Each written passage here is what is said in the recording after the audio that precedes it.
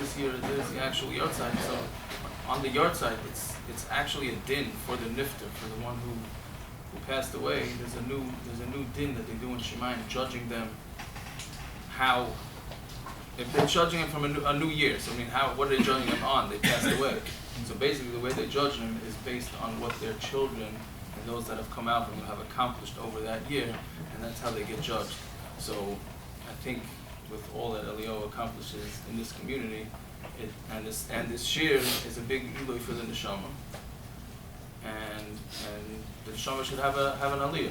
Amen. And it's just a thought that I had about people passing away. This is a little bit strange thought. When you fly and you're tired, you can say strange. I mean, I can say it, whether it'll make any sense, I don't know. But Elio lived in New York, and he accomplished a lot there. I myself, I think, give 3 shiurim a week that he started. So it's sort of like New York would be Olam Hazeh, and Elio, when in his Olam Hazeh, created 3 shiurim that he still gets the dividends from now, even though he's like more like an Olam Haba in Phoenix. That I mean, you could do things in this world, and they will continue to pay dividends, just as Ickovic, Aleh Shalom did. And sometimes we have to take a step back and realize we do things in this world that may not make sense to us, all the work that it takes, and maybe we say it's not worth it, but eventually it does pay dividends, and it should be a zchus for him and his family, and he should have a lot of nachas. So this is technology and halacha. Oh, one other thing. I didn't have 40 shilas. I realized a lot of people were retexting me the same shilah, because so it wasn't. Don't get carried away. It wasn't 40 shilas, but yeah, that's why I didn't connect my phone to the internet on the plane, just to have a little bit of peace. But anyway, so this subject of technology is really all over the place. So really, I could talk for a few hours. Not that I may make any sense, but there's a lot of different angles that you could take this technology. Starting with technology like microphones, which is not really, I wouldn't call it a technology anymore, because that shilah has been around for probably 100 years, if not more. So I don't know if that is included in technology or not. But I started as once Elio decided this was going to be the subject, so I decided I'm going to try and remember all the technology shilahs that come in and try and at least bring some up and see what we can do with them. Just to get our feet wet with it. So the first shilah that was asked probably the day after he decided that was somebody needed to make a phone call on Shabbos. I think it was for birth, because it wasn't, obviously if something is life-threatening, then you just do whatever you have to do. But this was a scenario, it wasn't life-threatening, but they had to call a doctor, call a hospital. They had a smartphone, and the question was, how do they get that, what's the best way to get that smartphone on doing the least malacha on Shabbos? So he had a 4-digit PIN code, okay, on the phone, or the fingerprint sensor. So what's the difference? So the code, the 4-digit code, you can do it with the back of your hand. So that's called shinui, which means you're doing it not the way it's supposed to be done. In which case, on Shabbos, that would downgrade it to a derabanan. It wouldn't be from the Torah, so everything would be a lot easier, especially if somebody was sick. But you have to press the button 4 times because it's a 4-digit code. Or do you just put your fingerprint on the fingerprint scanner, which is the proper way to do it, which is worse, but it's only you're pressing electricity 1 time. And so that, I hope he's not still answering and waiting for the answer, because that probably wouldn't be safe. I don't know exactly what happened with the end of that shilah. I wasn't sure exactly. That's a complicated question. Fine. Then somebody else asked me about the ring. I don't know if anybody knows, familiar with ring. I know a lot of them were on sale over the Black Friday, the Thanksgiving weekend. Ring is a doorbell that you can put by your front door, and it connects to the Wi-Fi, and then you could answer it wherever you are. So basically, you could be here in Phoenix, and somebody rings your doorbell, so you can talk to them and make them think that you're home. Which, after this guy asked me this question, I never heard of it, so then I went out and bought it, actually, because I thought, and it's motion, you can do it with motion sensor too, just where you can maybe use technology for a little difference. I feel I'll put it into my kids' bedroom when they jump out of bed. Before they get to me, the sensor will go off, and I'll tell them get back into bed. which happened, it actually worked once. And my kid got out of bed, it alerted me. I wasn't home, my wife was sleeping already, and it alerted me. I screamed at him to get back into bed. He jumped back into bed, but then he realized that there wasn't that. So it was a nice try. Yeah, that didn't work, but you got to try and use technology for your advantage. At least try.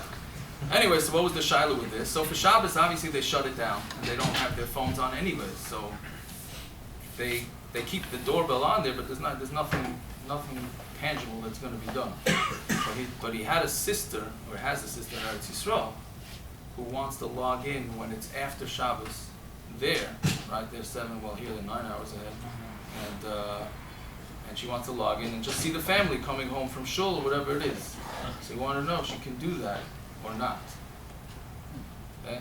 So that's another question that came up. We'll try maybe to get to all these. Then you have Alexa. Everybody knows what that is? Amazon Echo.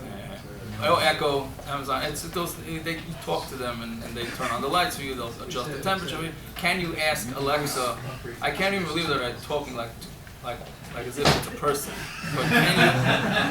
That's why I call it Amazon Echo. They can depersonalize it. I guess. So can you ask her? I don't even know. Can you ask it? Can you? Whatever. Can you get it to turn on the lights for you on Shabbos? You know, all you're doing is talking. Say turn on the lights. And now, is that allowed? So that, by the way, is not, we'll get to it hopefully, but that is not allowed. The question is, why is it not allowed? It's really not so simple when you analyze it, why it's not allowed.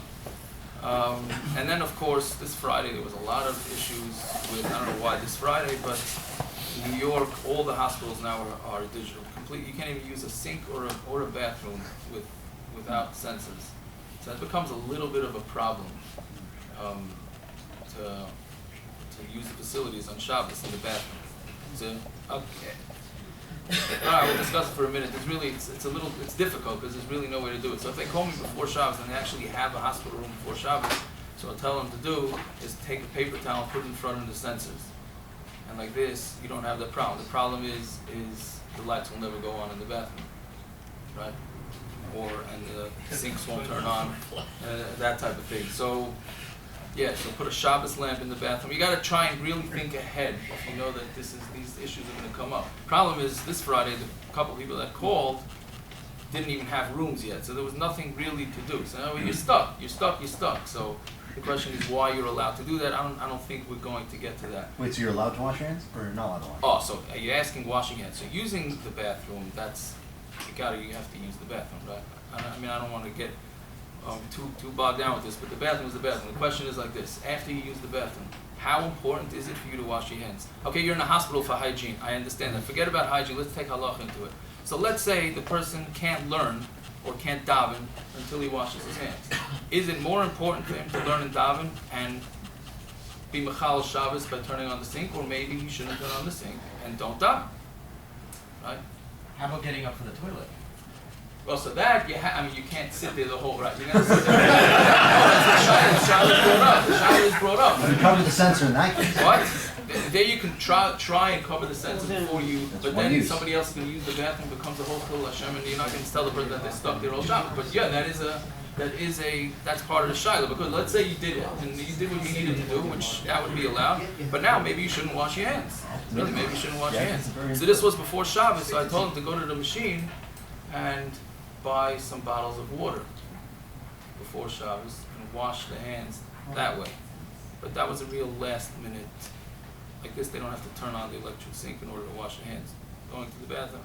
If you disagree, if the Rav disagrees, it's over just the Rav. So if the Rav disagrees, please, or anybody disagrees, please let me know. It's fine. Is this by Issa Deraisa even? No, so that's the thing. So electricity, for the most part, is an Issa D'Rabbanan and not Issa Deraisa, which I'd like to get to in a minute.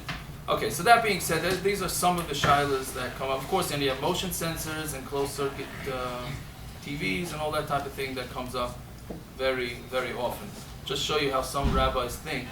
So this shilah actually came up a couple times also in the last week. A guy's neighbor puts on a motion sensor light. So everything, you can't get into your house unless you're turning on this person's light.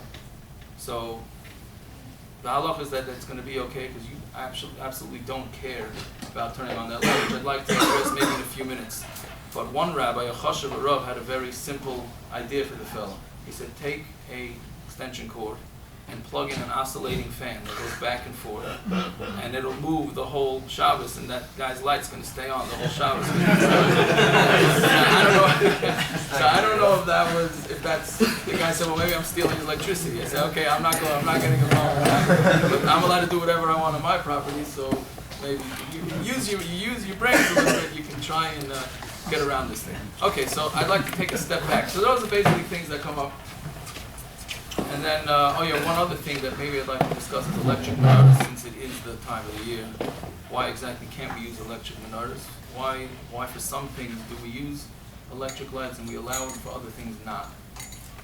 But just to take a step back. So we have all this technology. A fellow just told me that he was watching something about, I don't know what satellite it was. And he said there's more, this scientist, whoever was in charge of the satellite, said there's more technology in a smartphone than there is in this satellite that's, I don't know how many billion miles away from Earth and sending back pictures. He said there's actually way more technology in our pockets than there is in this satellite, right? So the question that arises is, we know from learning that our minds and our brains and our power of thinking don't compare to the way the previous generations, or at least that's the attitude that we have as that we approach halacha. Right? We don't change anything that previous generations said for the most part. Forget about like 100 years ago, about 1,000 years ago, Tanaim, Amiram from the Gemara, they could make people come back alive, whatever that means. But they had strong power and very brilliant people. So the question becomes, if they were so brilliant, so why didn't they invent cars? Why didn't they invent cell phones, lights, all this type of thing? Why is it that they couldn't figure this out? Are we really smarter than them? I don't know if anybody ever thought about this question, but it seems to be odd that we're sitting being amazed at all this technology, and why didn't they have it back then? They didn't think of it. Huh? They didn't think of it? Yeah, they do it. If we say technology, I would imagine most of us would say, I don't want to go down this road, because last time I said that life would be more simple without electricity, it was Hurricane Sandy in Paraguay, and we lost electricity for 2 weeks. Not that I'm saying that it was because I said it. It happened to have been it was fun. It was fun. It wasn't necessarily easy, but you certainly got to know your What are we family. going to say? 100 years from now, you're going to be standing up and saying the same thing about today. Correct. When you think about it. Right. So you And would think. on and on. But So you- they know it's built. I mean, somebody discovers something or creates something, and then that becomes the basis, so gets accepted, somebody else gets creative and builds on that. So the building blocks for these things hadn't come to Right, but you play would think- the year 1000. You was right, correct. But I if they're that agree much with you. smarter than us, they should have made a few leaps. That's A, and B is if I imagine we all would agree that electricity. designed a helicopter in the 1600s, 1800s. So what happened? No, electricity you would think has enhanced our lives. I think most people would say that. I think it's created a lot of wars and a lot of lashon hara and a lot of other very negative stuff that we forget about that would not be around. I wouldn't be here without electricity. I don't know if that's a good thing or a bad thing, but it is what it is, right? So, You don't like horses? huh? There's actually an interesting question. Keep it up, aim, right? Someone to respect your parents. The halacha is that if you have to do something for your parents, then they have to. You don't have to take money out of your pocket for your parents. You can take the money from them for their needs, right? So somebody once asked, I think it was the Brisker Rav, he said to him, okay, so I want to go visit my parents. It was in Europe. It was a train ride away. So he says, I want to visit my parents, but I need to pay for the ticket, and I'd like it to come out of my parents' money, because respecting your parents, the money comes from them. So he said, no problem, just walk. Who told you not to walk? Walk. Well, if you want to take a train, that's for yourself, right? So you have to use your cycle. Anyways, this is a what? Some Zohar that says that like at a certain point in time the Shari Kollel were opened up, and that's why there's the idea that there's some revelation in Kollel that took place a couple hundred years ago. Oh yeah? Okay, I don't know. I'm not familiar with Zohar. But, It was like all the rage a couple, like Oh, yeah? 20 years ago. Anyway, so It corresponded to 1840, which was the beginning of the Industrial Revolution. It was, something like okay, or maybe.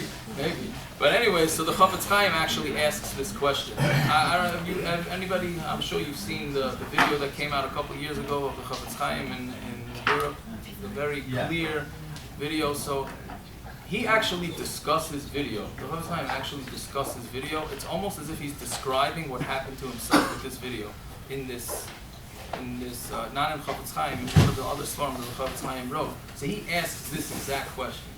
How is it that the previous generations who were so brilliant didn't do all these technologies? Now this is a little bit of Musar, so it's not for me to give Musar, but his answer is very interesting. At least I found it to be interesting, and maybe you'll agree, maybe you won't agree.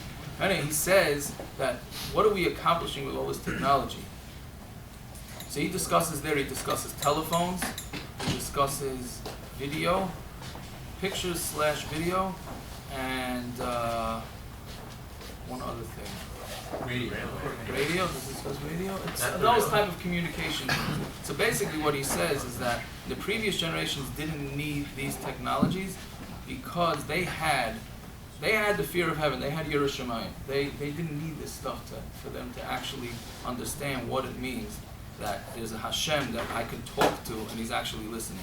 In the previous generations, they were much closer to Hashem, and they were able to just talk to him and understand, like, when I dive into Hashem, then he's listening to me, even though I can't see him and he's whatever, hundreds of millions of miles away, whatever it is. That concept was being lost on people. So therefore, they felt that it was allowed, Hashem allowed it, however you want to understand that, allowed that technology to be created in order for us to understand that there's somebody that we can talk to even though they're not physically in front of us, and they're not here. Same thing with video. He was saying the other way, where all the kids learn in school, at least in New York, that there's somebody watching. That somebody's watching, which I'm not so sure that's the greatest way of teaching kids how to fear Hashem, but there's always somebody watching. So if you didn't have a concept of a video, how do you teach that to a kid? Meaning, if it's ingrained in you that there's a Hashem, and you're supposed to do your work for him, and you're not supposed to do whatever it is that you want, and you're going to have to deal with it in the next world. So then, if you understand that on your own, that's fine. But if you don't, then you have a problem. So that's why video was created, in order for us to have that concept. And he says it's interesting the way he describes it. He says they have things now where you can watch somebody who passed away. It's as if they're alive. He was actually describing the video that came out way after he passed away. So that's basically what he says. He actually brings a pasuk from this week's parsha, which I don't remember exactly the pasuk, but Yosef with his whole story, right, with Eishes Platifa. So it says there that he avoided her, and he said he didn't want to be with her, not in this world and not in next world. Which Rashi there says, what does it mean, not in this world, not in this world? Whatever Rashi explains, but the Chofetz Chaim says, what do you mean in the next world? Because he says basically, had he succumbed to her, then it would follow him along. That video would have followed him along in the next world. And wherever he went in the next world, they say, we have the video of what happened over there. And he's saying that's what it means, that it's going to be with him in this world and the next world. Okay, but that's just an interesting interesting concept of why nowadays technology is a lot stronger. So I would maybe even stretch it and say, so that was back then where there was a concept of video. Now, there's nothing that takes place in the world that's not videoed by somebody somewhere. So I would say that our Yerushalayim, right, our fear of heaven is so low that we need to now know that somebody's watching it. It wasn't just to know the concept of that a video exists. We need to know that, you know what, somebody is watching you somewhere, somehow. Right? What? I always thought that the world is so huge right now compared to the thousands of years ago. It's a bigger world. People are all over the place. And the only way that people are going to know that the Mashiach is here It's gonna be by television, by satellite. Okay. Think about I it, hope so. you know? That's Years ago, WhatsApp. I that, think WhatsApp. years ago, that the machine would be there, but by the time you found out about it, it would be okay, then they climactic, but here, it's gonna be right there in front of you. Okay, I hope so. I hope we'll find out soon. Well, it's gonna be televised, for sure. I would assume so. I would assume so. The question is, after Mashiach comes, what are they going to do with television? Okay, that's yeah.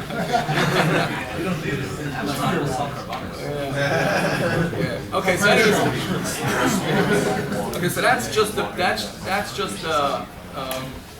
as a preface. Just one more thing is you would think people make this mistake. What's wrong with using electricity on Shabbos and all these type of things? Bottom line is they say that Shabbos is supposed to be a day of rest. So I would think to say that I probably rest less on Shabbos than during the week. First of all, I can't drive to shul, right? So you got to walk, which I'm assuming is harder for most people. Walk. What? Yeah, right. I'm not even going there. 110 degrees Right. outside. So when are you working harder on Shabbos or during the week? Right? And then you don't have your phone, and you can't learn the same way that you normally learn, especially me, that my whole brain is in my smartphone, which is not much, right?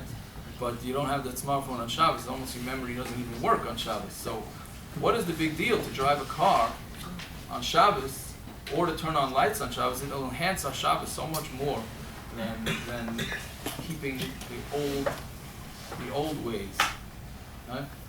And again, Shabbos is a day of rest, so electricity and technology should make me be able to rest even more. So why not allow these technologies? So the answer in a nutshell, but it's a shiur unto itself, is that Shabbos is not really about a day of rest. Shabbos is about acknowledging that Hashem is the one who created the world. Why? Because Hashem rested on the seventh day. If we rest on what we call rest on the seventh day, having nothing to do with whether we're active, not active, whether it's harder to keep Shabbos, easier to keep Shabbos, by acknowledging that we can't do work on Shabbos, that's acknowledging that Hashem is the one who created the world. That's really essentially what keeping Shabbos is all about. It's not about resting. Right?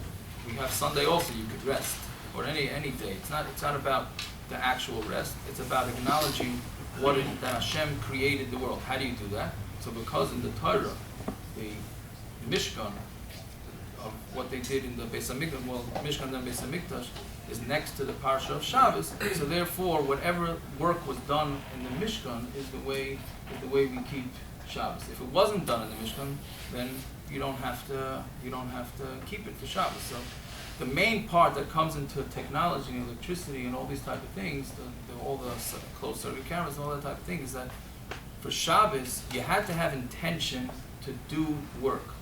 What's happening when you're doing something on Shabbos, you have to have intention to do that, because in the Mishkan, when they did the work in the Mishkan, they were doing it intentionally. Things that happen unintentionally are not a problem, right? At least from the Torah. Then the Rabbanan came along and they put in gezeras and to make Shabbos look better. But the bottom line is it's not about using technology, making life easier or not easier. It's all about doing the way it was done in the Mishkan. So if you intentionally turn on a light, so even though that would be much easier than sitting by the window, because you don't really have any light in the room, and that's actually makes Shabbos much more difficult. But by doing that, you're acknowledging that Hashem created the world, and this was work that was done in the Mishkan back then, and that's your acknowledgement that Hashem is the creator of the world. Yeah, are we following this? So with electricity, if you take that rule, now obviously there's a lot. This is 5 shiurim unto itself, this concept, but it has to be intentional. The work has to be intentional. So if you have your own video camera set up in your own house, then that's intentional. You intentionally want to be recorded when you come in and out of your house. But if it's somebody else's house, or a building, or whatever it is, then that has nothing to do with you. You're not intentionally doing it. As a matter of fact, you probably don't want to be recorded, right? So again, very basically, that's a very basic rule to keep in mind. So when you're in the hospital and you know wherever you walk, they're videoing you. Truth is, when you're walking outside, there's probably satellites videoing you also, but you don't care. So if you don't care, then it's going to be much easier. Now, we still don't want you to do that in the first place. It's only if you're stuck in a situation, then we allow that to be. So the same thing with your neighbor's motion sensor. If it's your own motion sensor, you got to shut that before Shabbos, right? Because you're happy with that, with the light going on. If it's your neighbor's motion sensor, then you don't care for his light to go on. But if it's really dark in between the two houses and you are happy that his light goes on, then you might have an issue. So you really have to analyze each situation as it comes along. There are those that disagree though and say that even if your neighbor has a light on and you don't care, you don't care about it, you still can't do it. So don't decide anything based on this. Like, oh yeah, I really don't care. So like I really don't care which team wins. So therefore I could turn on the TV and watch it. That doesn't work. Although when I was younger, I might have wanted to try something like that, but that doesn't fly like that. Can I ask a loaded question? Yes. Okay. This building has, I'm not sure that it's currently working. That's a whole other story. That's good. That makes things a lot better. In theory, this building has closed circuits recorded.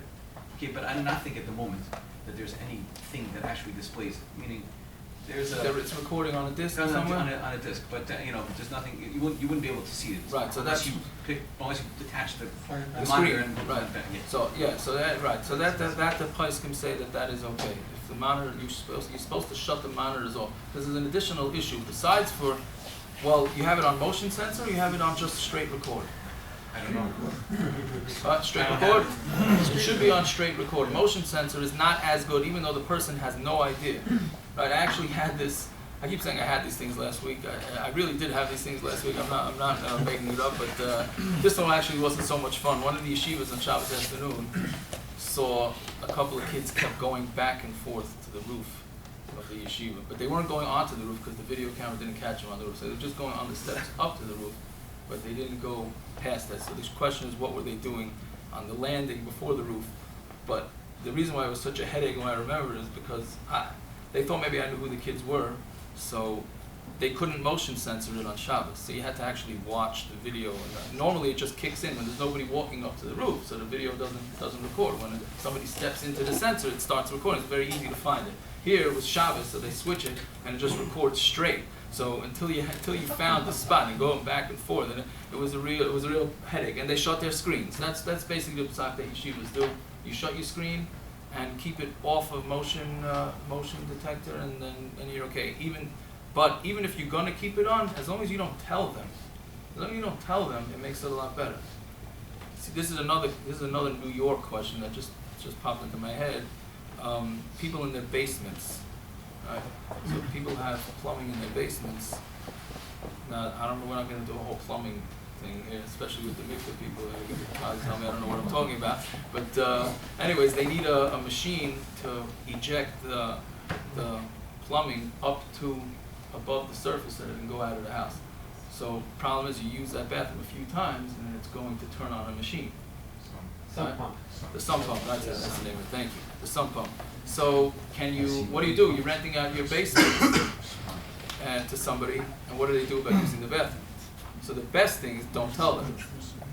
Like this, they don't have any idea. Now that's not cheating. Let's understand it. It's not cheating, but it's not like you're not telling somebody that it's Shabbos. Like if somebody wakes up in the morning and thinks it's Friday, you got to go over them and tell them, but it's Shabbos today, not Friday. You can't turn on the light. Remember, this is something that you have no idea when it's going to happen, because you don't know after how many flushes it's going to kick in. And even then, since you don't know exactly when it's going to be, so then it's really going to be mutter. But why even get them in the shots? Just don't even tell them about it. Can you do it with the What if Arab they as ask well? me, can I? Do you do it with the Arab as well? Just What don't way? tell them. Oh, the Arab's down. Just like, oh, I'm not. That is a question. If somebody is walking in the street and the Arab is down, that is a question. Do you tell them? Do you not tell them? But that's not. It's interesting that you say that, because I was just talking to somebody who does alarms, and the Arab was down on Shabbos, and he said, why are we not making the Arab electric so that when it falls down, somebody will get an alert to tell you that the Arab fell down.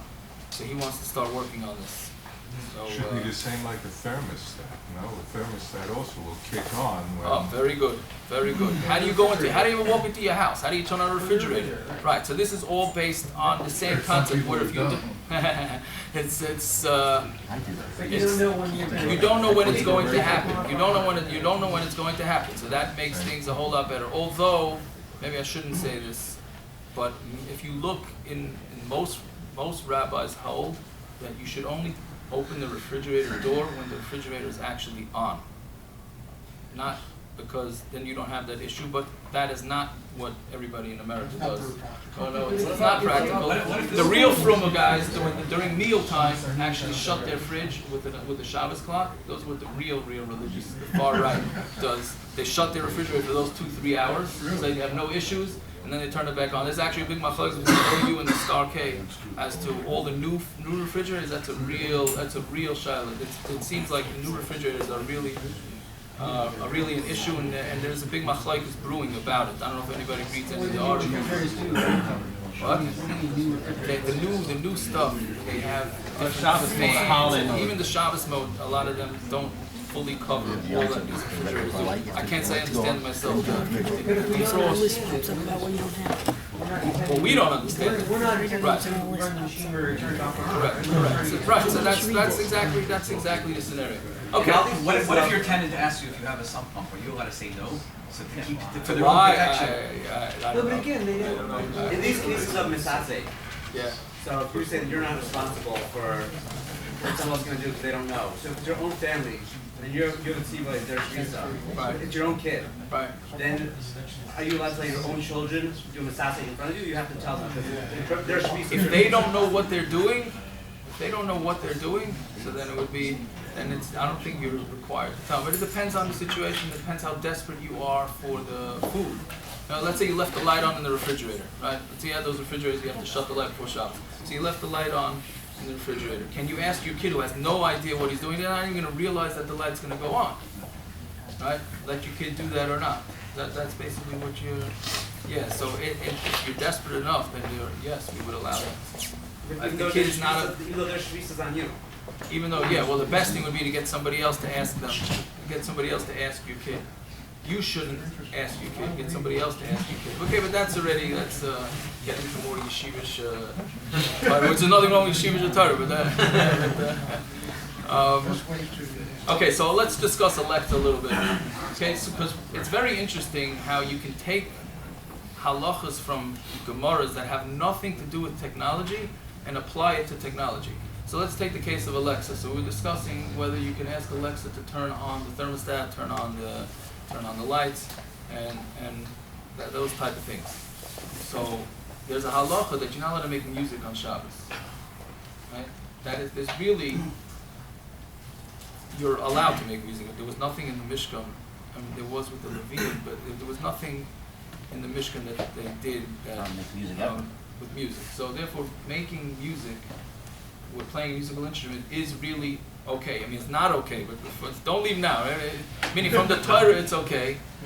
Right? But the Chachamim said they were afraid that if you're going to play a musical instrument, then it may break, and then you're going to fix it on Shabbos. So therefore, we do not play musical instruments.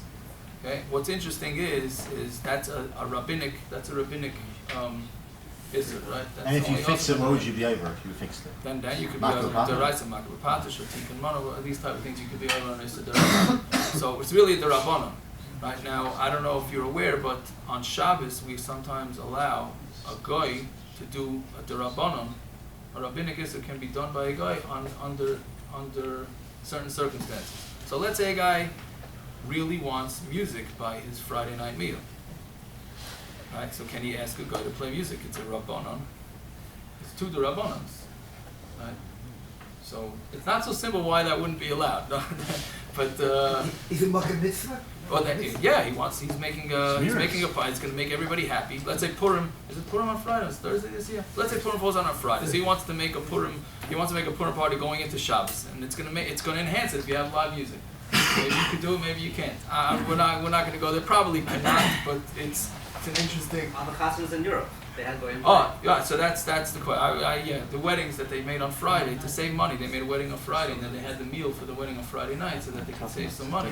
They still do it. They're still doing it. Yeah, so then, can you have music then? Okay, whatever it is. But They did. They had the going play. Yeah, some. Everybody. I don't know if everybody. That's what was done. Yeah. Okay. There you go. So Everywhere in Europe? How you know? But anyway, so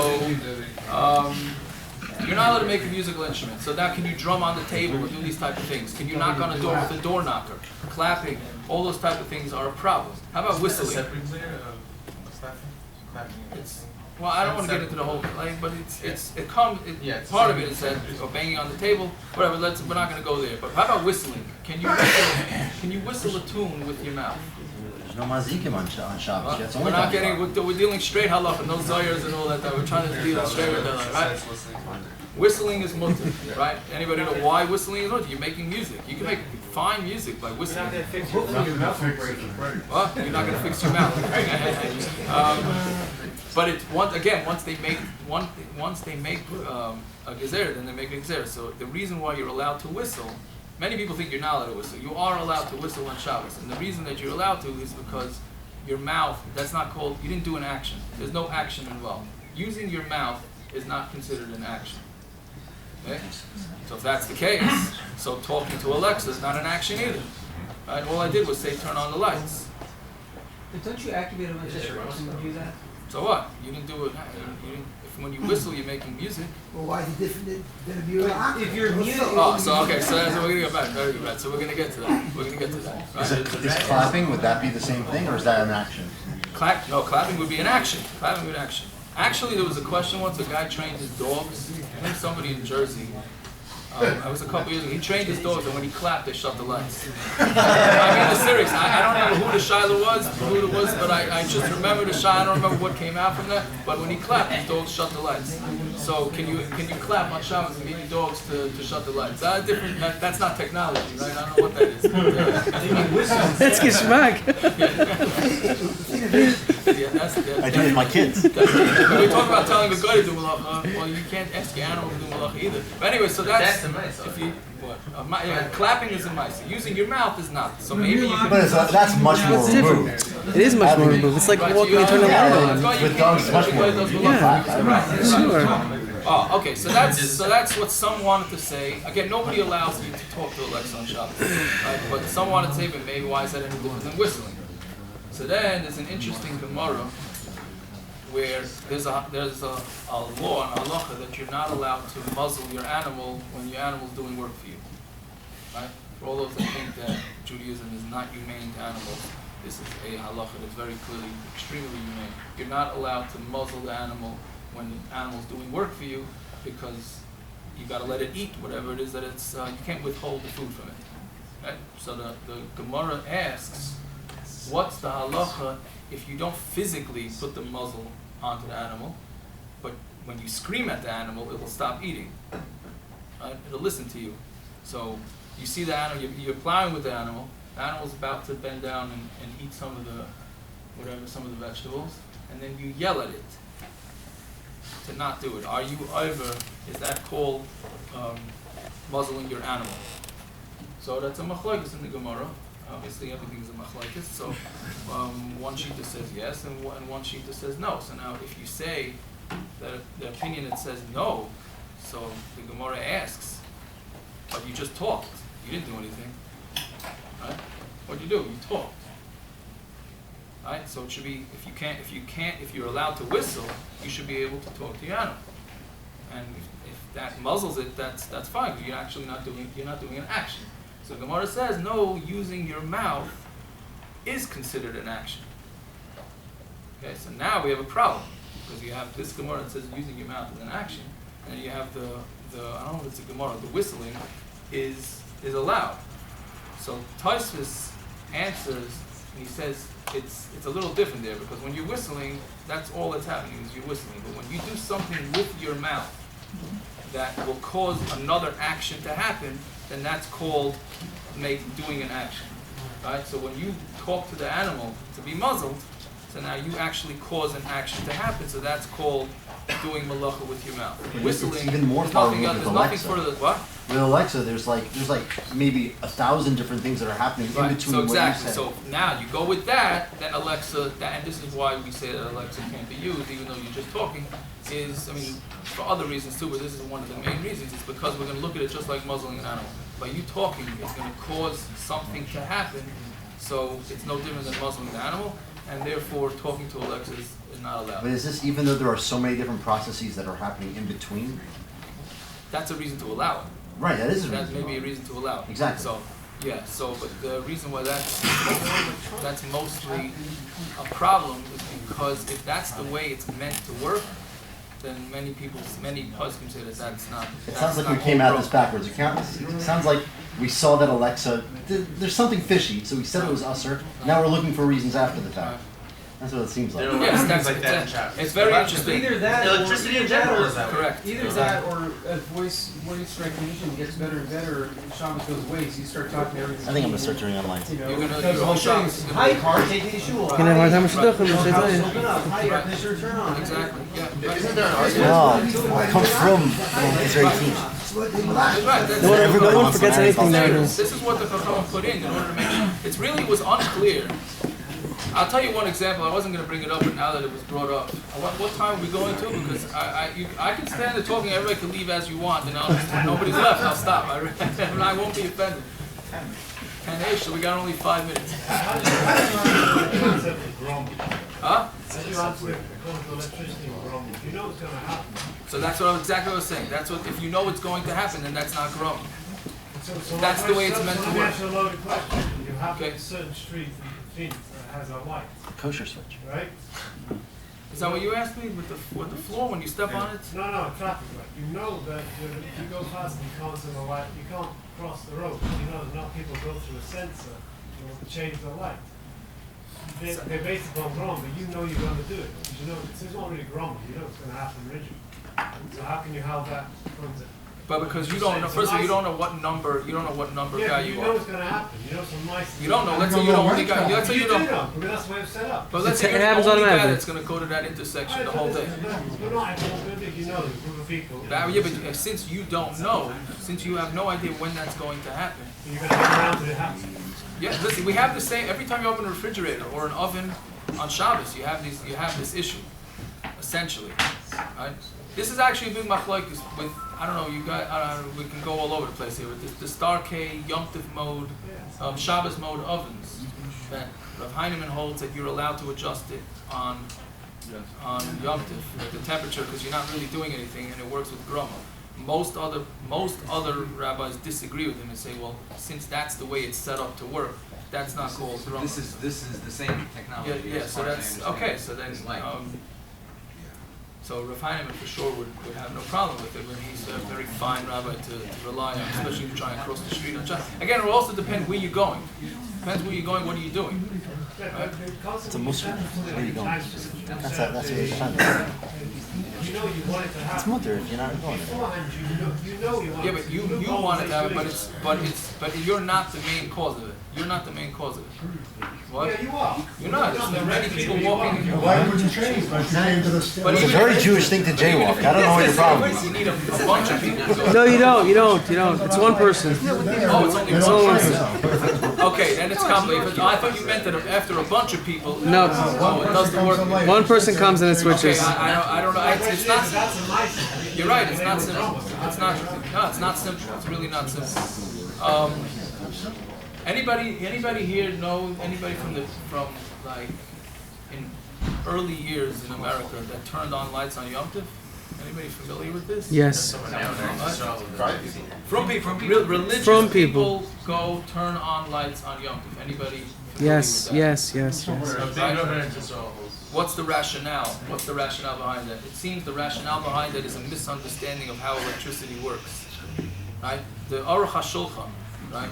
Probably the biggest Paisik from that generation, right? Wrote a letter saying that you are allowed, the way he understands electricity, again, he was in Europe, he had no electricity from what I understand, the way it was explained to him, he wrote a letter saying that you're allowed to turn on lights on Yom Tov, not Shabbos, on Yom Tov, because the way he understood electricity is that it's a circuit, and there's electricity constantly running. Now we know on Yom Tov, if you have an existing flame, you're allowed to take a flame from that. So the way he looked at electricity was that it's a flame, not a flame. There's electricity flowing, and then when you flip a switch, all you're doing is adding on to that electricity. That's the way he understood it. And he wrote a letter stating that, and therefore many people took that and said, okay, so on electricity on Yom Tov is allowed because there's a constant flow, which clearly that's not the way it works. That's why nowadays most people don't turn on lights on Yom Tov. So that's an interesting example of where you have to really understand electricity and not. Okay, so we only have a few minutes. I'd like to just discuss the candles for a minute, because since it's Hanukkah, and it's a big question of whether you're allowed to use electric menorah. And so now, again, with all these things, you have to analyze very quickly here. What are you trying to accomplish with these candles? Okay. For example, Shabbos. Can you use electric candles? This question comes up all the time. Can you use electric candles for Shabbos candles? To light the Shabbos candles. Comes up in the hospital, comes up when people are traveling. Right? Many say that you're not allowed to for technical reasons. Right? There's really no flame, and you need.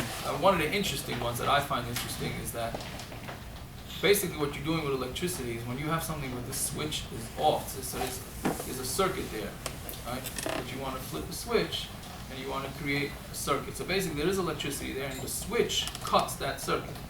So when you flip the switch, you're putting the circuit back. So they want to say that when it would be the equivalent of taking a blanket and just removing a blanket from a light. Let's say you had a light on right and you wanted to light it for Shabbos. So you cover it with a blanket and then you take it off.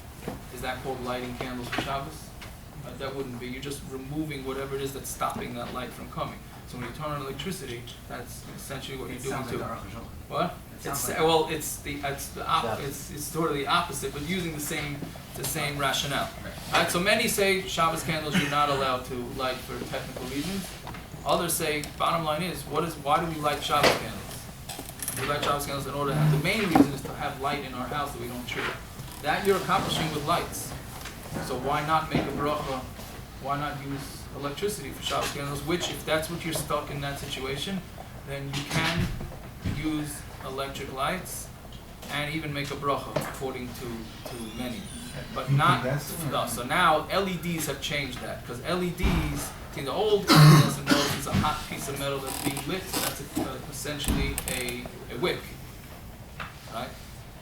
Or the equivalent of a wick. But now with fluorescence, there's nothing there, just there is a spark. You can't turn on, fluorescent is from the Torah to turn it on Shabbos, but there's nothing, it's just gases being lit, so that's worse, and LEDs is really a problem.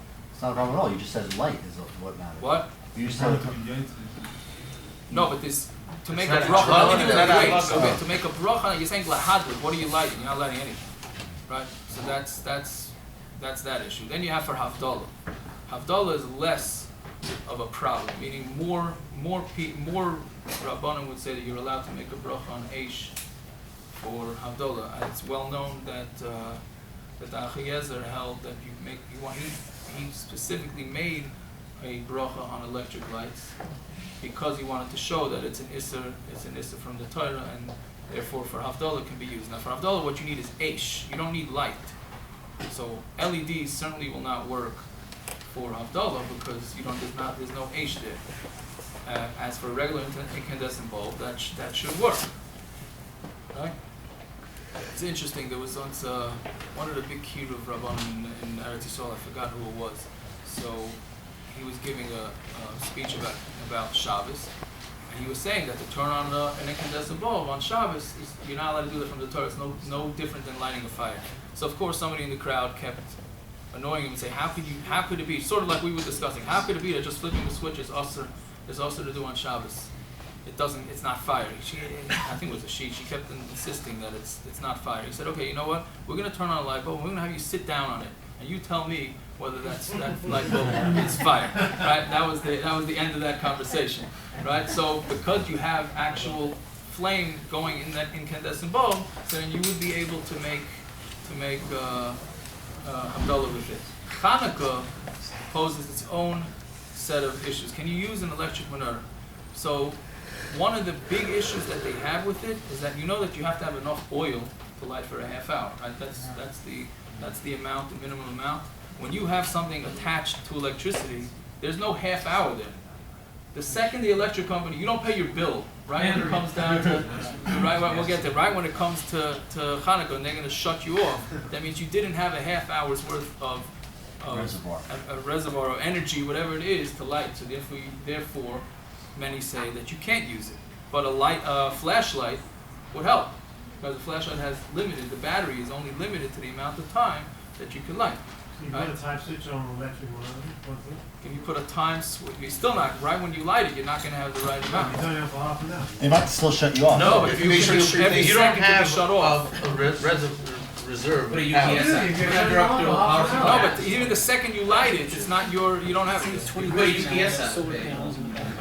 Is there a chazaka of having The like? right person to It ask. says Chazaka, you don't have You don't own it. They have that same issue with Friday night lights too, Ask him next to me. right?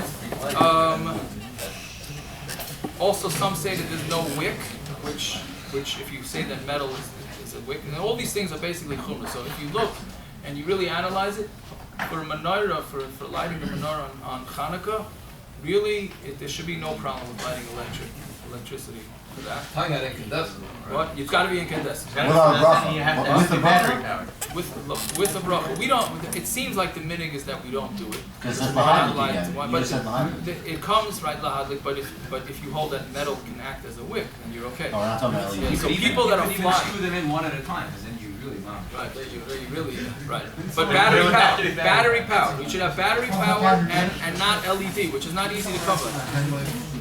Yes, I forgot that. Yes, so people that are traveling all night, like people that are flying to Eretz Yisrael, they miss Hanukkah lighting, right? So what we tell them to do is, first of all, don't do that. You're supposed to sell the shirt off your back in order to light menorah. So then don't be flying to places where you know you won't be able to light menorah. Now, if you're flying domestically, it's not usually a problem because you light later, wherever it is that you're getting to.